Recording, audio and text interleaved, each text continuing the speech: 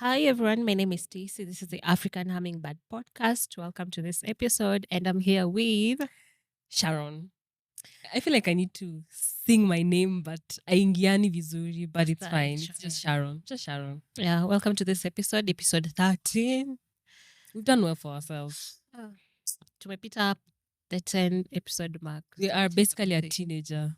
The podcast is a teen now. We're actually a teen. Yeah. Teens. Teens. Do you think tutakuwa troublesome? I feel like tatusumbua hapa na pale. I feel like we Be would confused with the body opposite dysmorphia. No, we are very aware. very past that. We have lived different lives Truly. in our late mid-20s na kadhalika.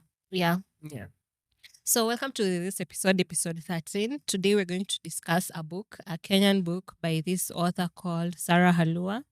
And the book is called Sinners.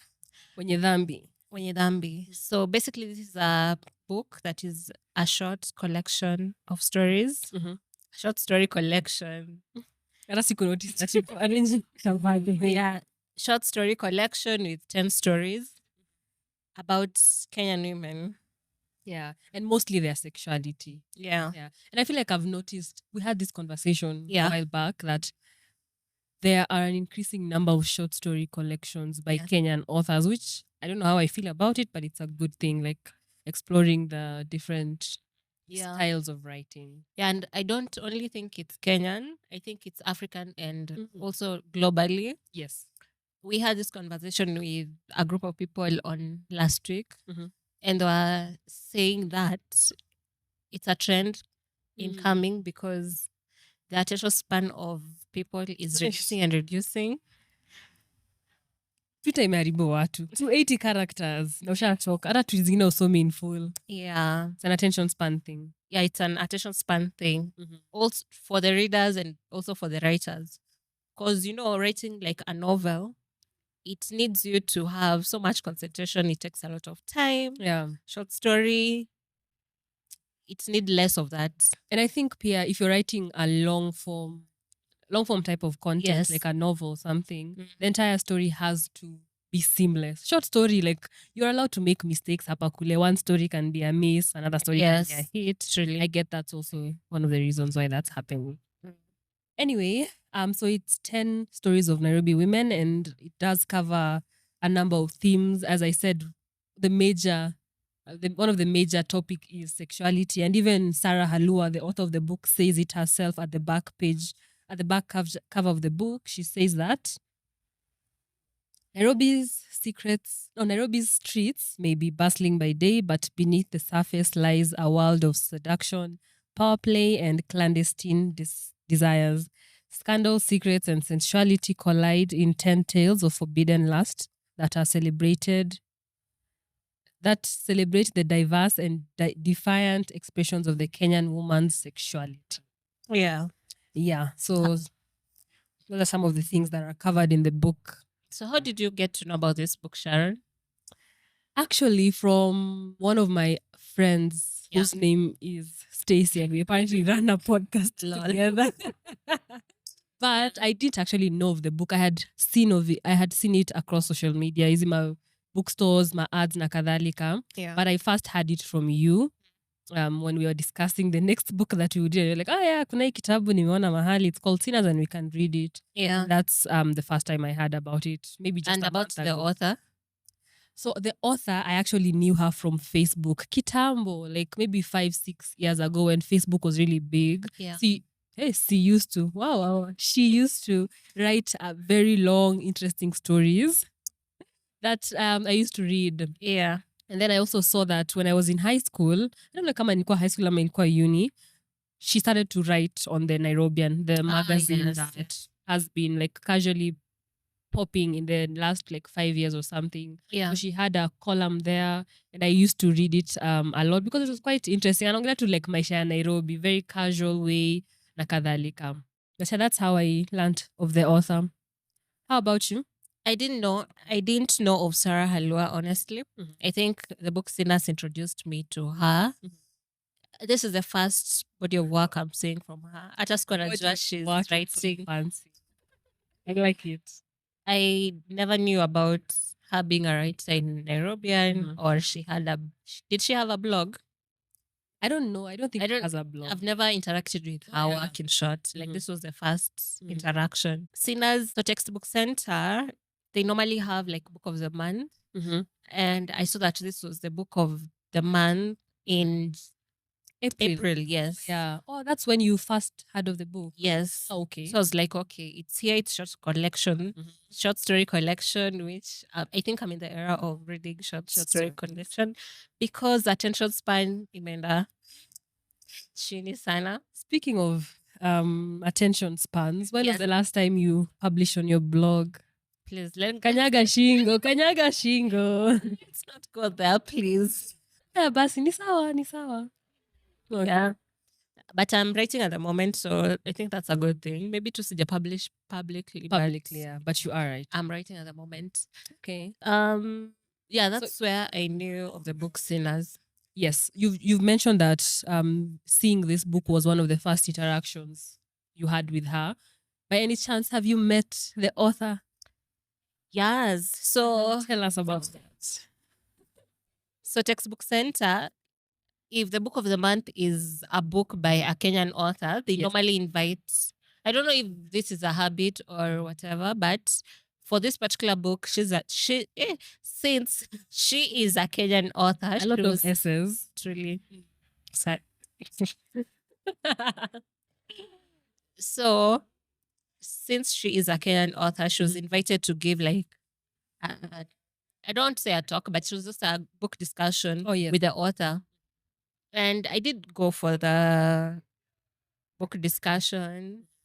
It was nice. Very few people, intimate conversation. I did interact with her. Yeah. It's very pleasant. Though I had not finished the book, I was like 3 stories in or 4. But at least I got a chance to see her and understand why she wrote this book. Yeah. Yeah. And you got your book signed. I got my book signed. Utaka Instagram, imesainiwa. Yeah. I didn't see it. It was one of the... Do you think writers have good handwriting? No. But I have good handwriting. I haven't seen your handwriting actually. You're lying. You have, and you commented on it. It's so many poor. Yes. Putting words in my mouth. I have good handwriting. Okay, it's fine. Okay, depending on the pen. Yeah. Hiyo nika kusema jembe yangu imevunjika so siwezi enda shamba. You can't. Like you see how Lewis Hamilton has a bad car in Mercedes. Like if he was... I want to see where you're going with this. Like if he was in Ferrari or Red Bull, the car they have, maybe he could like be number 1. So same case. Haya basi. It depends on the tool you have. The skills are there, but the tool you have enhances it. Haya, ni sawa basi watu wa fountain pen. Haya. Sawa basi. Let's get into the book. Yeah. What were your first impressions when you read the book? Do you have any? Yes. My first impression of the book was, let me tell you, I bought this book knowing it's just short story collection. I didn't know like the intimate, the sexual part of the book. Yeah. So acha nikwambie, kufungua the first page, you know that TikTok sound of what happened to hello? How are you doing? Yeah. Your name is. Because atupatiwi break. It's one thing after another. I think to take up and you need to disclaimer like everyone above the age of 18. Yeah. Actually, I think this book should be PG-18 for sure. And it should be written in the book as well. Disclaimer. Because, you know, ata niliona Sarah Haluwa mwenyewe, one of the Facebook posts that I read, she said that, I pity people, it was like a joke, I pity people who have bought my book thinking that it's a book about Christianity and the Bible, religion, because it's sinners. Actually, let me read that. I took a screenshot. Yeah, as you look for that, so actually, the textbook center, data department or whatever, Sinners is one of the books that is really doing well in Kenyan collection. And Sarah said because this book was released last year, September, she mentioned she had sold more than 1,500 copies. 1,500 copies is a lot. Considering I think it's self-published as well. Yes, it is self-published.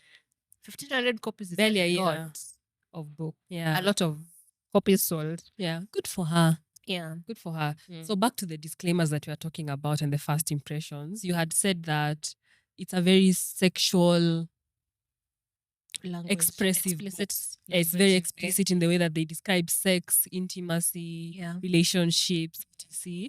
And I just casually remembered the Facebook post that she wrote. Oh, someone bought Sinners because she thought that the book was about repentance and salvation.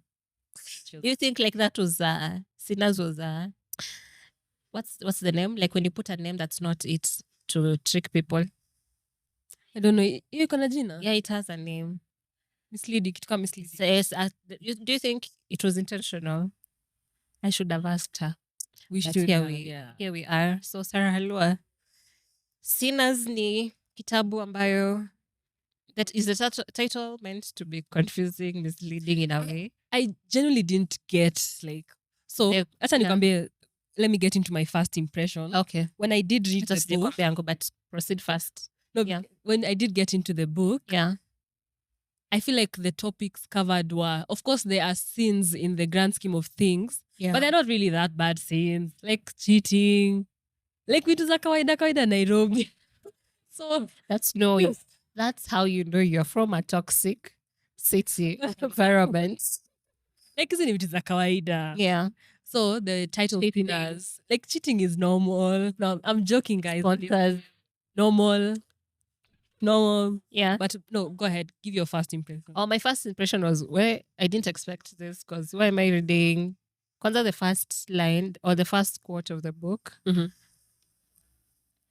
Some fake happiness, some fake sadness, and some fake orgasm by Dominic Citelo.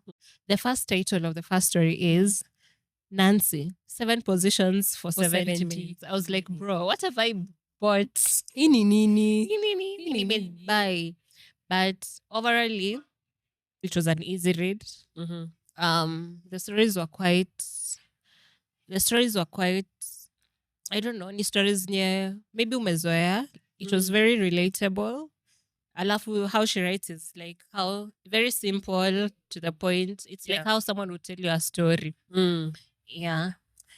Hey, so that's also in my notes. I said that although mine was on the negative side of it, nilikuwa nasema it's quite overly simplified topics and stories. Yeah. Some of the topics that are covered are like scandals, secrets in relationships, mambo ya sijui Ben 10, sponsor, money and sex amongst cheating with family members, masturbation, the stereotypical being conned for money na kadhalika. Yeah. And so for me, what I said was that I wish that the topics, since you're talking about sins, let's get into the actual sins. Exactly. So some of the things that, and since the book is about sexuality and kadhalika, and some of the other non-conventional topics that are not covered, discussed within friends are covered. Yeah, because the stories felt like two kawaida stories where me and you are talking kwambia story. Bedhe ulisikia sijui nani amefanya nini na nini. You get? Ama mamafu wako anakuja kwako anakuambia nacha nikwambia kisani wangu alifanya hivi na hivi. Exactly. It was very, I like the word that you used, overly simplified. Yeah, and I wish some of the topics that I had written down that could have been discussed. Cliche topics. Yeah. I wish angeongelea vitu kama like sexuality and identity, vitu kama LGBT, sexuality, transgender, queerness, like intersex issues, ama vitu kama other heavier topics like sexual addiction. Yeah. Like trigger warning, non-consensual sex and rape. Yeah. I wish it came up. I don't know, of course, it's not like ideal, but it's a sexuality thing that happens in Kenya as well. Yeah. Also, vitu kama interracial relationships. Because haizi kwa tujonte. Truly. It's too familiar for me. The names also, ilikuwa inanikasirisha. Yeah. Yeah, but that's one of my impressions that I got from the book, that it was quite simplistic and cliche topics. Yeah. And the oversimplification, which I don't think is necessarily a bad thing. It's not a bad thing. It makes it easy to read. It's like, skimming through. Yeah. And I think this is the part where preference comes in. Because the main reason why we read is not to read about our reality. Not that is my reality. That's a good thing to say. Not that this cheating, marriage, hizo mavitu, it's my reality. But it's the kawaida stories you hear on the ground. Familiar. It's too familiar to relatable. Like, tell me about things that I can imagine. Shit, I had not thought about it, but that's a nice angle to put, you know. Exactly. Like, this is how people in this other situation experience. Exactly. But maybe someone who's not in this environment, and I really don't know where, because I feel like the world that we are at now, These this are is like normal kawaida things people go through. Yeah. Do you have any other impressions that you got from the story? I have one more. Please proceed. Okay. So another one that I wrote is that the stories were very predictable. Most of them, at least. Not all of them. Many of them were predictable and cliche. Yeah. Like cheating spouses, alafu obviously they stay in the relationship. That's a very predictable thing for people to do. True. They hire a private investigator, but they don't leave the relationship. Or something Someone like is killed. Oh, but that one actually, one of the things I wrote in that one is like in the PI story, something unpredictable actually happened. Oops, I'm sorry for the spoiler. Yeah. It's a book podcast. Of course, there are spoilers. Another one predictable story that I noticed is that sexless marriage leading to infidelity. And that was like a theme in like 3 stories. I hated that. The stories to me were very similar. Like, relationship doesn't work out because the sex isn't there. Someone doesn't enjoy the sex. Na kadhalika. And then there's this point that I mentioned that we agreed on when we were talking about it over camera. Off record. Off the mic. Off the mic. The mics were not open. Oh, that's a good one. Congratulations. That's a good one. The stereotype. Oh, yeah. Because one of the stories has a Nigerian relationship where a rich woman in her 40s, single, very stereotypical at all as well, struggling with her relationships. It's very predictable. With a man who is Nigerian. And we know about the Nigerian, the scam that people have in Kenya about Nigerian men and how they scam people. We're not saying it's true, but that's how people perceive it. So it is very stereotypical as well. And then apparently his favorite dish is jollof rice. Please. Yeah. Another predictable one, and the last one, you may go too hard into this, but another predictable story that I think I read twice in 2 different stories was the unfulfilled sexual encounters and marital dissatisfaction due to distractions from younger women. So there were like 2 stories where people were within a marriage, but they were unhappy and the marriage was sexless and someone cheats. It's a predictable story. Truly. Yeah. And some stories I wished, and I also commented and also told her that some stories I felt like it needed to be longer. So the suspense was a bit too much. Like, or maybe not the suspense too much. Like, maybe I needed more information, like fade me off. Like, I felt like the story. Yeah, I felt like nimeachwa tu hanging. You know how you might read something small and you're like, okay, proceed. Why is she in this position? The governor story with that girl she met, the young bar girl. Yeah, Ibiza. So there's this governor who met this young girl who was a bar. What is it called? Dorime. Those Dorime girls. Those girls, the bottle girls. Yeah, bottle girls. Yeah, that's the one.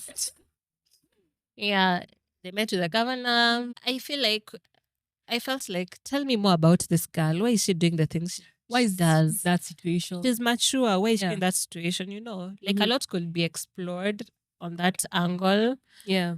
And I don't know, like I felt like the story had so much potential that haikufikiwa. That's true. And just looking at my notes for that governor story. Yeah. I also felt like the story was predictable. And using power to get sex from someone who is in a disadvantaged position. And we don't understand why they are in that disadvantaged position. Exactly. I wish we had a bit more background. Yeah. Yeah. I get that. Higher.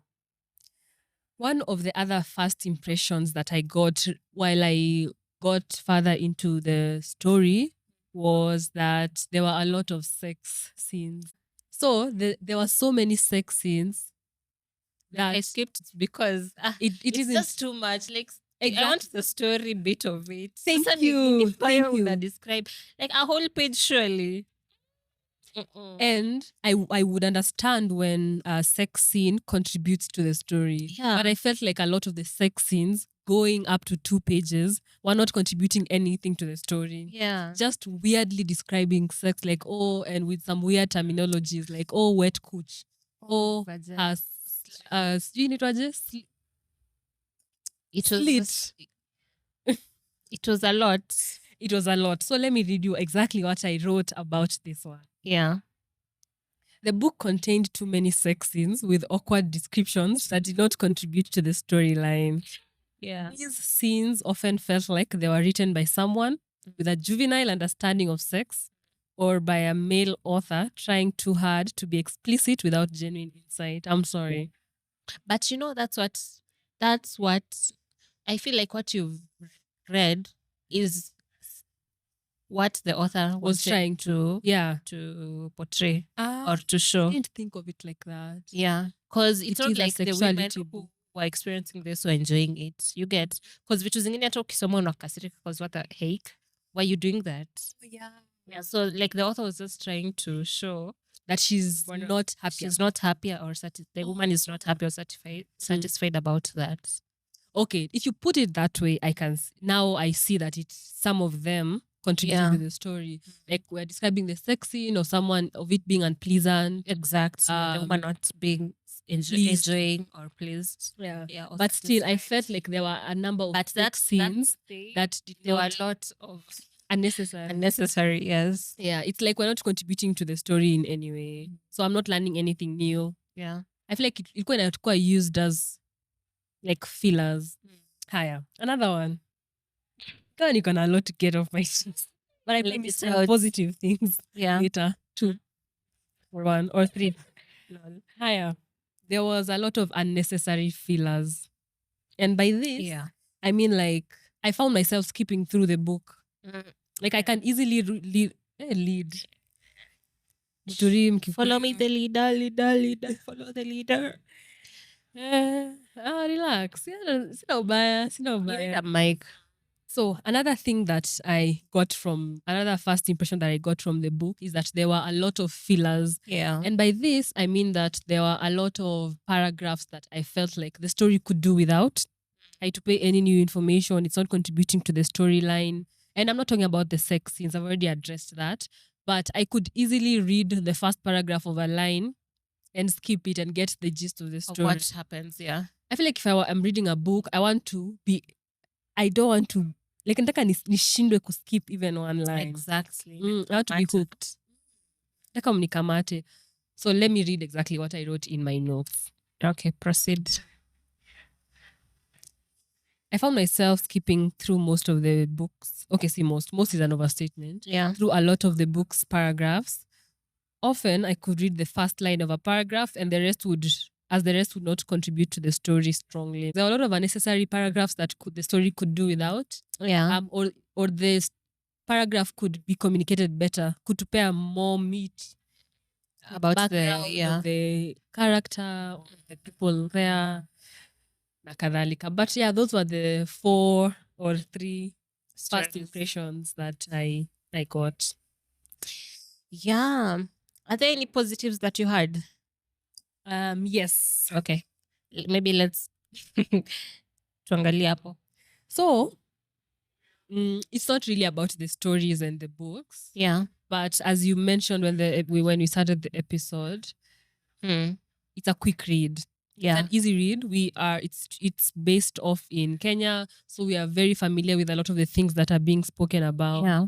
Mtu akisema ati Ibiza, we know where Ibiza is. Mtu akisema ati bottle lady, we know what a bottle lady is in the context of Kenya, Nairobi na kadhalika. Yeah. So I did enjoy being familiar with the places and the names and the characters that are the names. It's an easy read. Also, it's a relatively small book. It's like under 200 pages as well. Yeah. So it's a quick thing that you can skim through. Yeah. I also liked how the font is. Like it's not too small, too big, and this font style is really nice. Exactly. So you can just read and read and read. Sometimes you open a book and it's like the fonts. The font The size. fonts are so small, which is also the case for the next book that we're going to be talking about. Yeah.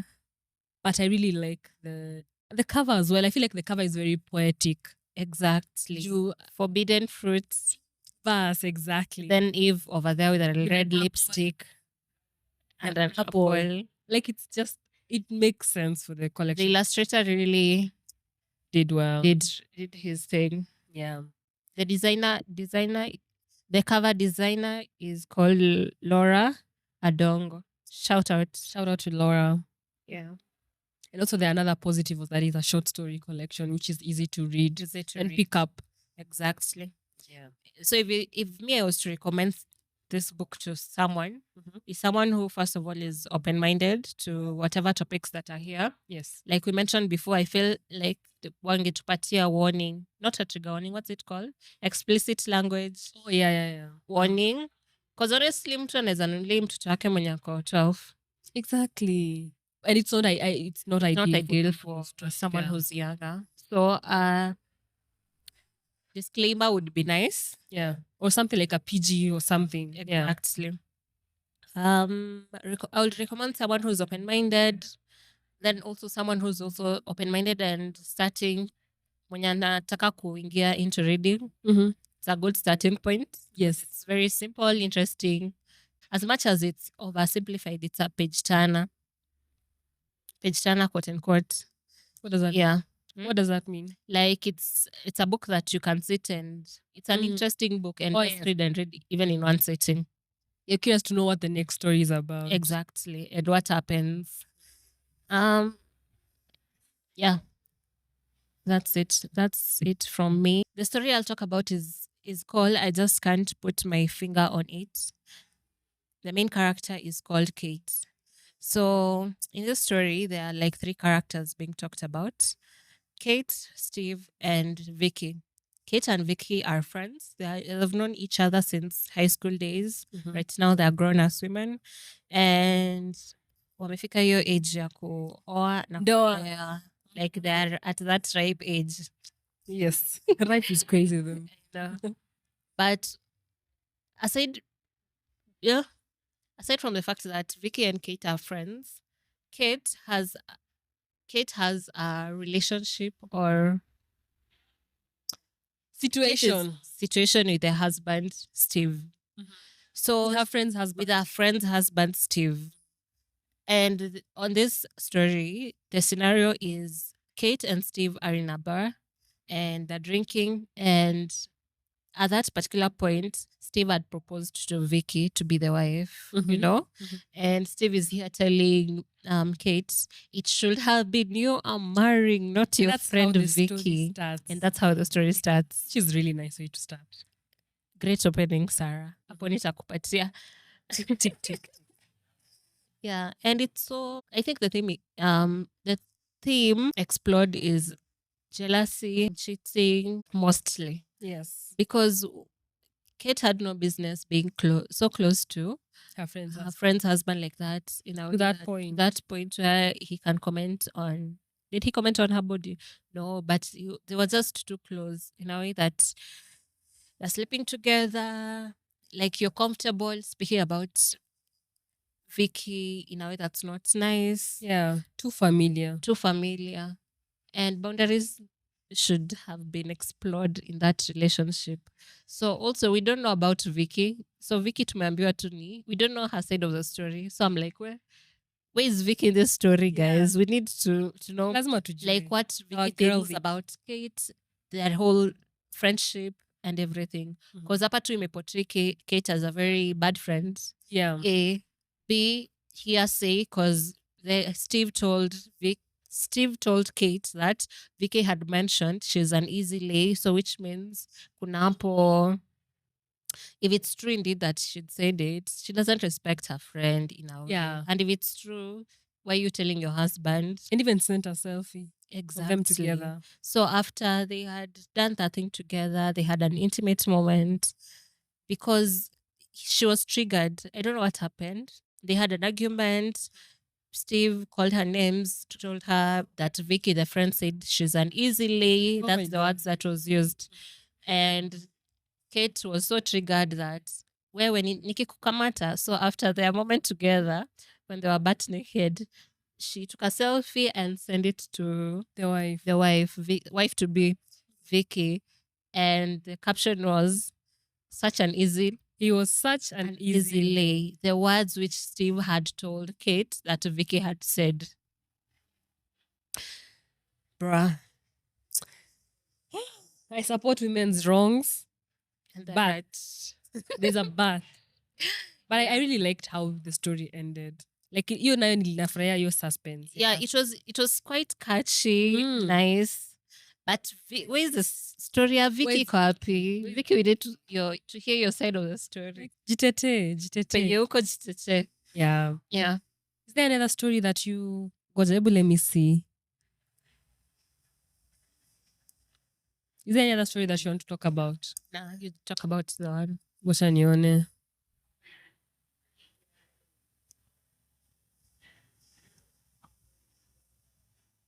So you see how the title of the book or story is like, for example, Nancy, 7 positions for 70 minutes. Yes. Content ni tu Nancy.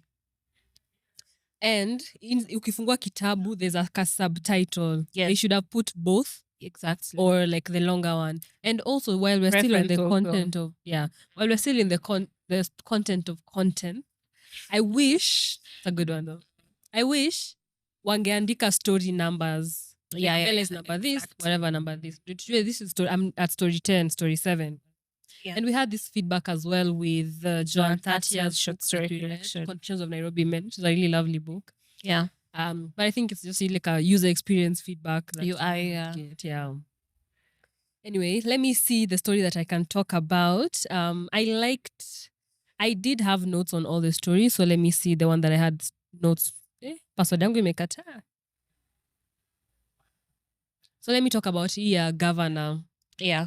This is story 2, and for context, it's just about men using power and the association of power to get sex. So it's about the lady that we had mentioned earlier on in the episode, saying that she worked as a bottle lady at the VIP section at Ibiza in Nairobi, like a club, and she was broke.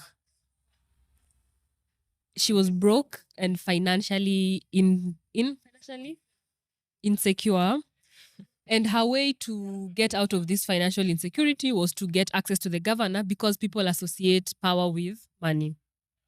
However, the governor of the unmentioned county had a PA who was constantly in his space, and he had the governor's phone 24/7, which I was like, is that even practical? Does that even happen in real life? Yeah, because some people don't have phones.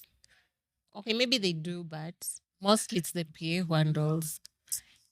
Yeah, I'm just like, what about people in your personal life? If they call you, the PA has to give you the phone. No, but I think, for example, I don't know where I know this from, but it's strangely Soma. But for example, you're a politician or someone powerful, and PA handles all your phone calls. Yes. Like you have a list of people where they're like non-negotiable. If they call, definitely give it to me, or tell me someone has called. Let me speak to them. Like you can put your wife, your children, maybe your whatever. D&D, but it's a person. Yeah. Yeah. Hey, Jason. So back to our guy governor. So the lady describes the governor as very ugly, and she had to look for access to the governor by sleeping with the PA. Yeah. So she did sleep with the PA, who's called Brian. Unfortunately, Stereotype. I know, which is a very typical name. Yeah. And her goal was to get vacations, a title deed, Range Rover. And I felt like Sarah portrayed the lady as very naive, which is factual, that many people can be naive, na kadhalika. But what you said, that we didn't know why she was in that situation. Why was she that broke, na kadhalika. And it did cross my mind. Juu alikuwa anadescribe ati kona sura mbaya, meno zake sijui zinakaaje, koti zake ni kubwa na kadhalika. Guy, which reminds me, there's a part where she mentions Like this, if these are fictional stories, why are you mentioning President Ruto? You remember that part? Alimtaja. Yeah, like in one of the stories where mentioning how the economy is bad because President Ruto is in the lead. I'm like, wait, were we not in I fiction? think it is keep up. Oh, really? It didn't make sense why you're mentioning the president's name. Higher. So, but okay, the general story is just like, oh, she slept with a governor and she expected to get more from him, but she didn't get that. And she just went home with like 30K and she felt bad. Yeah, because she thought it should be like a Entry, exactly, like a contract. Yeah. A block. Exactly. Nakadhalika. But yeah, that's the entire 30K. Of which then in PA said alipendwa. I really hated that mine. I really did too. Like, as in, Alikuwa ananikasirisha. Yeah. Anyway, that's the story that I wanted to talk about. But I would encourage anyone, if you want to read the stories and get a feeling of what we've spoken about, buy the book at Nuria store or textbook center. It's around 900 to 1,000 bob. And in Nuria store you'll get a bookmark inside, a free bookmark. So yeah. Hashtag ad sponsored. Hashtag not an ad, not sponsored content. But please, we're here to sponsor, guys. Vitabu mbili. Kama unatusikia. But anyway, yeah, that's it from us. Yeah. Have anything else? I don't think I have anything else, but there was a tweet that you wanted to. Oh, so we had this conversation with someone off camera, and it was about writers and authors reading or lack thereof. And I'll read a tweet by one writer who I really loved his work. But they you should really read Troy Zonyango's book. What is butterfly if they can't fly or something? That's the title. Trisome next. Yeah, but we have read it. Okay. Yeah. So Troy Nyango tweeted this. What do you think will happen to you if you read many books before you start writing one? So context, I think I didn't ask him, but this is a conversation that has been forever running. Mm-hmm. But can writers write without reading? Is it advisable? Do you recommend? And things like that, you know. Then someone commented, louder for the people at the back. She's called Elsbeth on Twitter. Because, and someone commented louder for the people at the back. Troy Nyango commented, because we need to understand. And she said, and the author casually and publicly say they don't read. Like, I can tell. Which I can tell is crazy though. I can tell umekanyaga shingo kabisa. What they're insinuating or saying is, if you don't read, we'll see by your work because it's not so... The quality of writing. Something as simple as how are you putting together the story? Yeah, the words. Where are you stopping it? The words, choice of words, the complexity of it. How you're describing scenes as well. Exactly. Because if you read a lot, my dear, the point is, if you read a lot, you'd be exposed to so many ways of writing, seeing people write, the words they put. You want to be a basic communicator in your writing. Exactly. So if you don't read, don't write maybe. Yeah, I get it. And also, I think it's very important for people to read, to know the stories that are out there. Yeah. You say, oh yeah, this is predictable. This is not predictable. Because I remember when I was in high school, I actually did want to write a book. Yeah. I no longer want to. I haven't read. Tuseme it's on hold.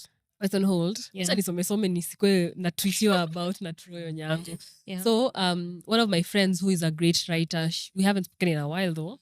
I had started to write a story, and then she said she read it akaniambia, I hope ile predictable sijui stepmother mama wa kambo anaenda, and I can tell you that was the direction I was going to go. So I think it's very important for people to know the stories that are out there. Yeah. To know that things can be unpredictable. Things can be predictable in a good way. Exactly. And there's a way you can tell very simple story that is predictable in a nice that captures my attention. Exactly. Like there's this author, Biko Zulu. Jackson Biko. Jackson Biko writes so well. Atakama, it's something that's so mundane as I went out with my friends to eat pork.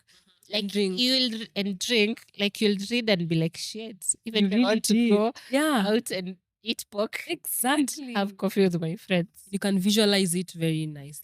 Yeah, and I remember him even in one of the blog post he wrote. He said that what really helps him is reading a lot, and he reads a lot. Like he's one of these people who subscribe to New Times Roman, New York Times. New York Times, New Yorker, like all those to subscription newsletters, whatever. He also reads a lot. Like if you've seen his book reviews. He does book reviews. No, I think he just posts things he's reading. Yes. And he reads a lot, widely, so many very varying styles of books as well. Exactly. So maybe writers should actually read. Yeah, that's true. Maybe writers make it a statement. Writers should read. Yeah, but not all readers should write. Truly. Yeah. Anything else to add? But you know what? If you want to write, oh yeah, people will criticize you. Maybe you'll improve. Maybe you won't do what you want. But the recommendation is you write and read. Exactly. And that's a good place to stop the. Thank you so much. If you listen up to this point, please like, share, subscribe. Also, if you're at Spotify, please rate us. It would be nice if you rate us a 5 because it will help our algorithm. I know. Also, please, YouTubers, please subscribe to our struggling channel. 4 views. Please. Try yourself to sleep. Si tumemaliza. Thank you so much. See you next time. Bye. Bye.